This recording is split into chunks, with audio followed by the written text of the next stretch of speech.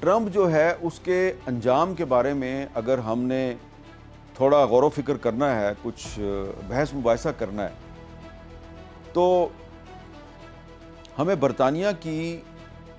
Sheffield university کے ایک professor ہیں اور ان کا نام ہے پروفیسر ہینک ڈی برگ۔ پروفیسر ہینک ڈی برگ نے آج سے 2 سال پہلے 2024 میں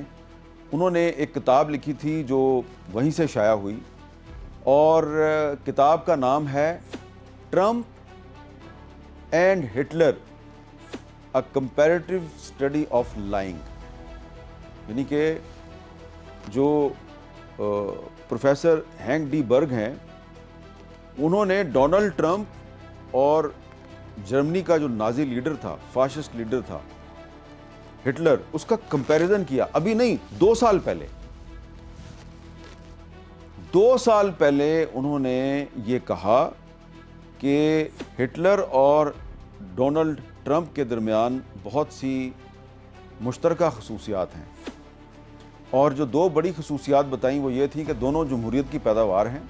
ابھی ٹرمپ دوسری دفعہ امریکہ کے صدر نہیں بنے تھے، صرف ان کی کمپین شروع ہوئی تھی۔ تو پروفیسر ہینک ڈی برگ نے کتاب لکھ کر دنیا کو خبردار کیا کہ دنیا والو، میں تمہیں وارن کر رہا ہوں کہ ڈونلڈ ٹرمپ جو ہے یہ دوسرا ہٹلر ہے۔ ہٹلر بھی جمہوریت کے ذریعے اقتدار میں آیا، ڈونلڈ ٹرمپ بھی جمہوریت کے ذریعے اقتدار میں ایک دفعہ آ چکا ہے، پھر دوبارہ آئے گا، لیکن اگر یہ دوبارہ اقتدار میں آیا تو یہ ہٹلر سے بھی بدتر ثابت ہوگا،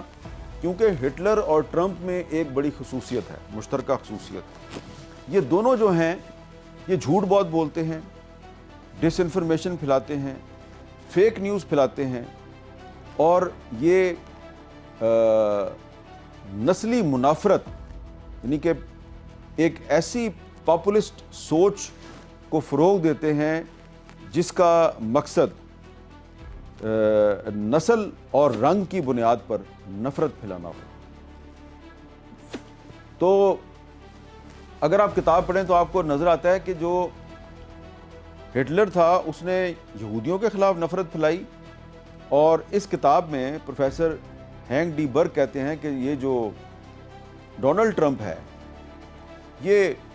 مسلمانوں کے خلاف نفرت پھیلاتا ہے۔ تو 2 سال پہلے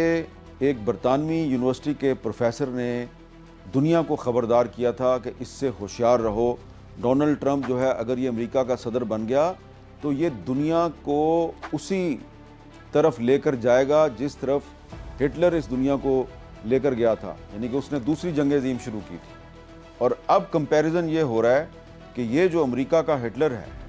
ڈونلڈ ٹرمپ، کیا یہ دنیا کو ایک تیسری عالمی جنگ کی طرف لے کر جا رہا ہے؟ کمپیریزن شروع ہو گیا۔ مغرب کا ایک نہیں، یورپ کا ایک نہیں، امریکہ کا ایک نہیں،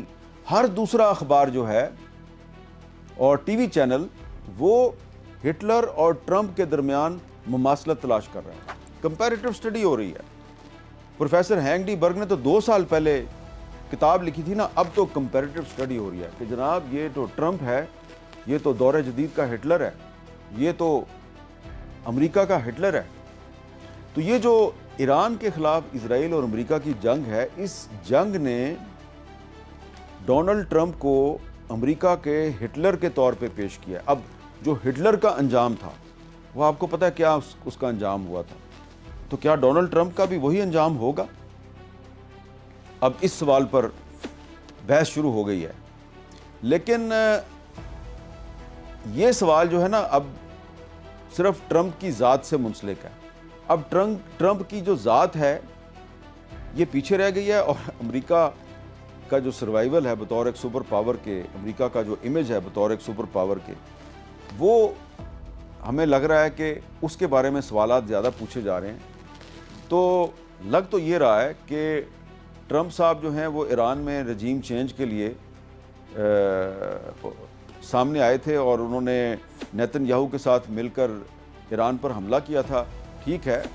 آیت اللہ علی خامنئی صاحب کو وہ شہید کرنے میں کامیاب ہو گئے، لیکن رجیم چینج کا ان کا خواب پورا نہیں ہوا، اور ایسا لگتا ہے کہ اب نیتن یاہو اور ٹرمپ دونوں بہت سے سیاسی خطرات میں گھر گئے ہیں، اور دونوں نے اسرائیل کو اور امریکہ کو بہت سے خطرات سے دوچار کر دیا ہے۔ آپ یہ دیکھیں کہ ایران جو کہ انڈر اٹیک ہے، وہاں پر ہمیں ایرانی رجیم کے خلاف کوئی اتنی بڑی مزاحمت نظر نہیں آ رہی، لیکن آپ اگر غور کریں تو آپ کو پتہ چلے گا کہ اسرائیل میں نیتن یاہو کے خلاف اور امریکہ میں ڈونلڈ ٹرمپ کے خلاف بہت زیادہ بے چینی ہے، تشویش پائی جا رہی ہے، ان کی مخالفت ہو رہی ہے، اور بہت سے جو امریکی صحافی ہیں انہوں نے تو ڈونلڈ ٹرمپ اور نیتن یاہو کی جو ملی بھگت ہے کہ یہ دنیا کو تیسری عالمی جنگ کی طرف لے جا رہے ہیں، یہ مسجد اقصیٰ کو شہید کرنا چاہتے ہیں، یہ گریٹر اسرائیل کے منصوبے پر عمل درآمد کرنے کا منصوبہ بنائے بیٹھے ہیں، انہوں نے ان سازشوں کو بے نقاب کر دیا ہے، جن میں ٹکر کارلسن جو ہیں وہ سر فہرست ہیں، اور اب ٹرمپ ایڈمنسٹریشن جو ہے وہ ٹکر کارلسن کے خلاف کوئی غداری کا مقدمہ بنانے کی تیاری بھی کر رہی ہے۔ اور صرف ٹکر کارلسن کوئی اکیلے نہیں ہے، امریکہ میں بہت سے جو امریکی یہودی ہیں، آرتھوڈکس جوز کی جو بہت سی تنظیمیں ہیں، وہ بہت کھل کر ٹرمپ کی بھی مخالفت کر رہی ہیں، نیتن یاہو کی بھی مخالفت کر رہی ہیں۔ تو امریکہ کے اندر سے بھی ٹرمپ کی مخالفت ہو رہی ہے، یورپ جو ہے وہ ٹرمپ کی اس جنگ کا حصہ بننے کے لیے تیار نہیں ہے، لیکن انفارچونیٹلی افسوس کے ساتھ کہنا پڑتا ہے کہ مسلم دنیا میں کچھ ایسی حکومتیں ابھی تک موجود ہیں جو کہ ٹرمپ کے ساتھ کھڑی ہیں، ملا ان کو کچھ بھی نہیں ہے، اس میں سے ان کو ملا کچھ بھی نہیں ہے، یعنی کہ نہ کھایا نہ پیا، گلاس توڑا، 12 آنے جرمانہ بھی پڑ گیا، ٹھیک ہے جی، لیکن ملا ان کو کچھ بھی نہیں ہے، لیکن مفت کی بدنامی ان کو مل گئی ہے۔ اس صورتحال میں پاکستان پر بھی بڑا دباؤ تھا، اور اب ایک یہ سوال بھی بڑا اہم ہے کہ ایران کے وزیر خارجہ عباس اراغچی جو ہیں، انہوں نے پاکستانی عوام کا بڑا شکریہ ادا کیا ہے، ایک انہوں نے ایکس پر سٹیٹمنٹ جاری کیا، اور انہوں نے پاکستانی عوام کا شکریہ ادا کیا ہے کہ آپ اس مشکل وقت میں ہماری حمایت کر رہے ہیں۔ تو ظاہری بات ہے اس میں تو کسی کو شک کی گنجائش نہیں ہونی چاہیے کہ پاکستانی عوام کی جو بڑی اکثریت ہے وہ اس جنگ میں وہ سمجھتی ہے کہ ایران مظلوم ہے، وہ ایران کے ساتھ کھڑے ہیں۔ پاکستانیوں کی ایک بڑی اکثریت کا خیال تھا کہ جس طرح ماضی میں عرب اسرائیل جنگ ہوتی تھی تو پاکستان ہمیشہ عربوں کا ساتھ دیتا تھا، تو پاکستان نے جو 73 کی عرب اسرائیل جنگ تھی تو اس میں ذوالفقار علی بھٹو پرائم منسٹر تھے اس وقت، انہوں نے تو اپنی ایئر فورس بھیج دی تھی اور ایئر فورس نے عربوں کی مدد کی تھی۔ لیکن اب جب اسرائیل نے امریکہ کے ساتھ مل کر ایران پر حملہ کیا ہے تو نہ کسی عرب ملک نے ایران کا ساتھ دیا اور نہ ہی پاکستان نے ایران کی کوئی فوجی مدد کی،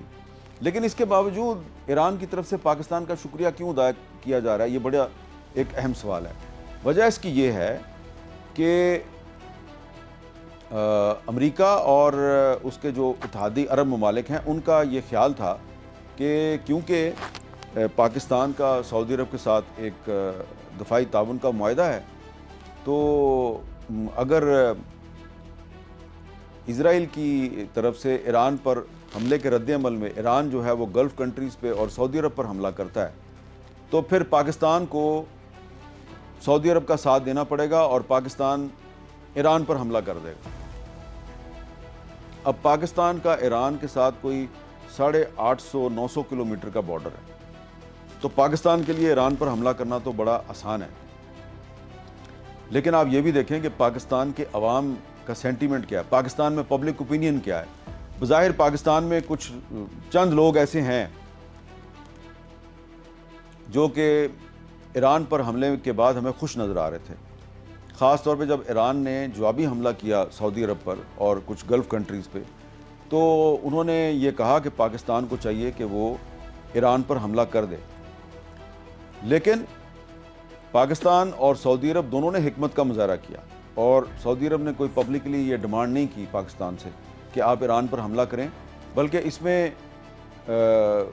ترکی جیسے کچھ ممالک جو ہیں انہوں نے